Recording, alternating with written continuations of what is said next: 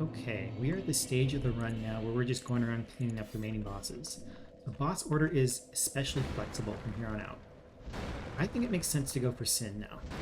We have everything we need for this split, and Sin isn't the easiest boss, so it'll be nice to have him out of the way. And also, this won't take very long, and Elana and Sin combined will give us a good chunk of souls. So let's go wrap up Shulda. Before we get going here, there's one thing I probably should address. We're starting from this bonfire because we haven't gotten the next one yet. I do sometimes see people going for the next bonfire much earlier in the run, on the first pass through Shulda, but there's just no reason for that. There's absolutely nothing to be gained by getting the next bonfire early, so instead we're going to come for it now when we're actually ready to fight Elana, and we're much stronger, and that should make everything quite a bit easier and safer. Alright, moving on. We got Stone Ring on. We're going to buff up Sacred Oath and Dark Weapon. This is technically optional. It's just to one-shot this guy here with the Backstab. So we buff up, turn him around with an arrow.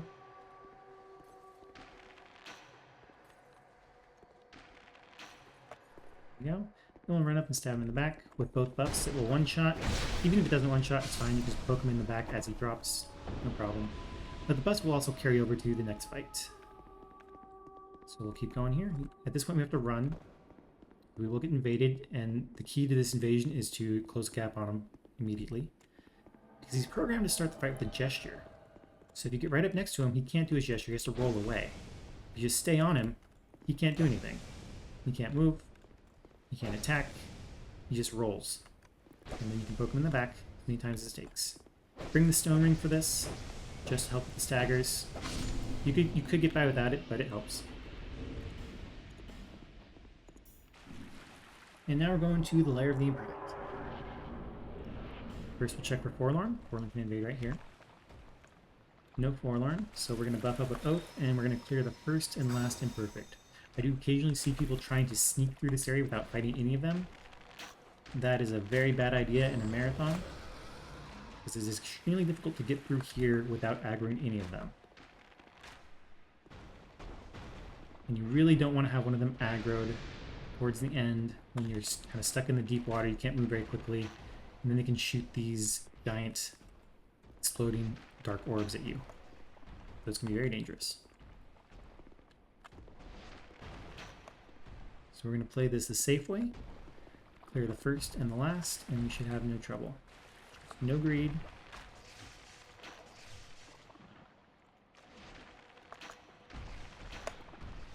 Don't let them get close. The only ranged attack they have is that dark orb, but it can be a bit scary. Where'd he go? It has a very large explosive radius that you gotta watch out for. Okay, first one's down. We'll rebuff Oath because we can. Now we're gonna snipe the last one. Should be able to get some easy shots through these gaps, and then he will eventually come over.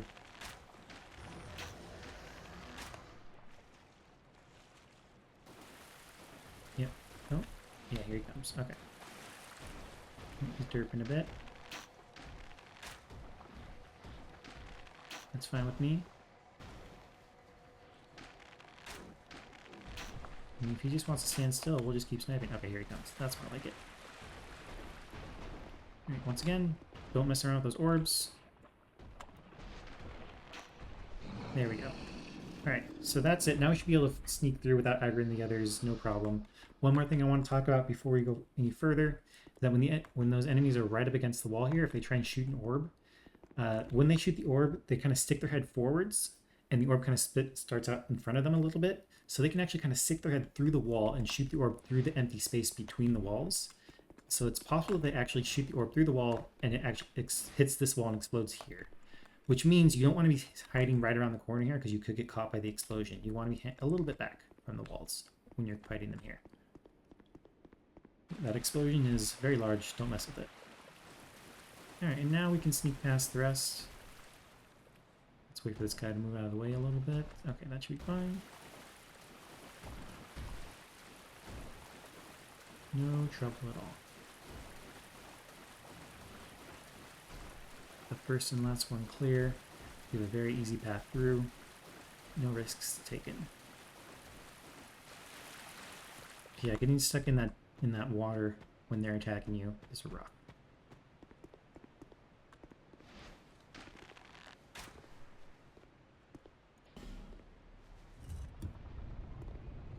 Alright, now we are just going to the next bonfire. Should be very straightforward, very easy. We'll put on cat boots and cat ring. All we really need is the cat ring, but it doesn't hurt to have the boots as well.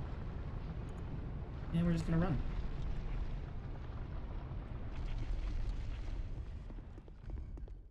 There will be a couple of enemies that will get aggroed as we go through, so we're not going to be able to stand still too much. But not yet. There's no enemies yet. We're fine for the moment.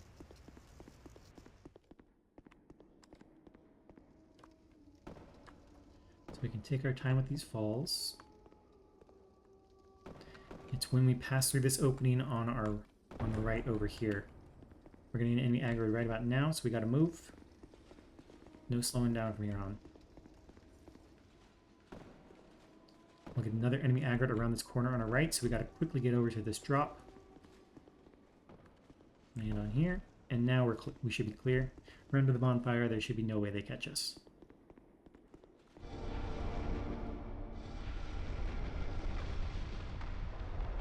Alright, we'll rest at the bonfire to reset all the enemies.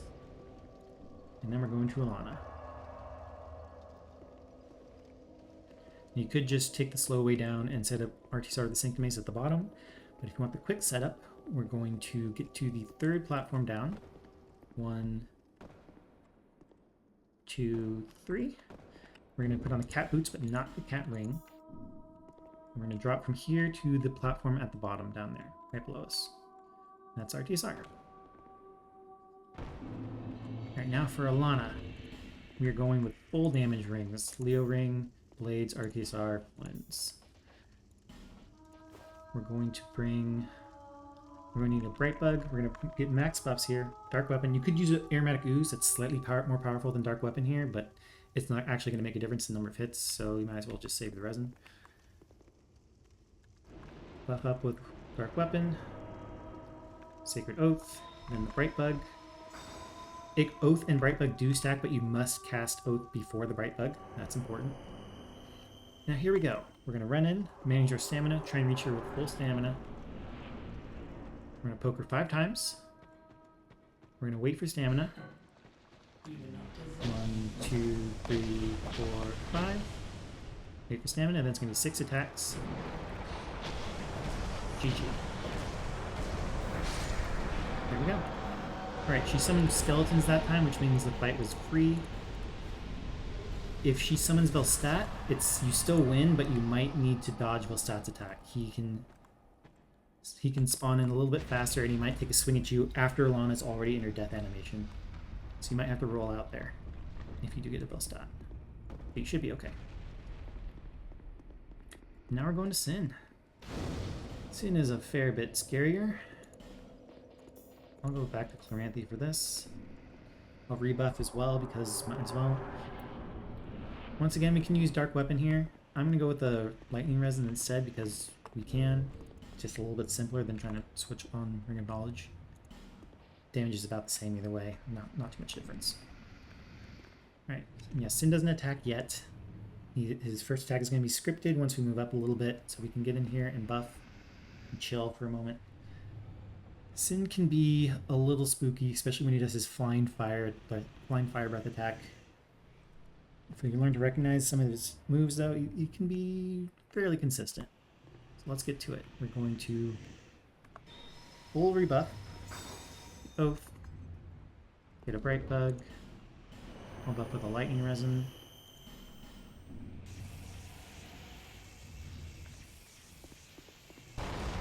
Here we go. Sin's first attack is scripted, and then we're on. I'm going to try and stay in front of him. Space his headbutt. Get a few pokes when he lands. When he flies, you want to kind of be moving towards him a little bit. You don't want to be backed up against the wall, because his tail can whip around when he does a dive bomb thing. Oh, this is the attack we want to see. Okay. Sweeping fire breath. You can get a lot of good hits in there. And get out again. Headbutt is a good chance to punish. You can roll it or outspace it and hit him when the head drops.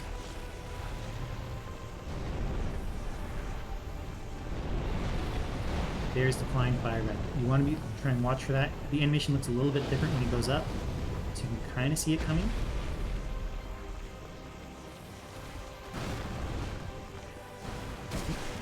And you want to roll through it, through the flying fire red, not away or to the side very much. Gotta roll through to where it's been.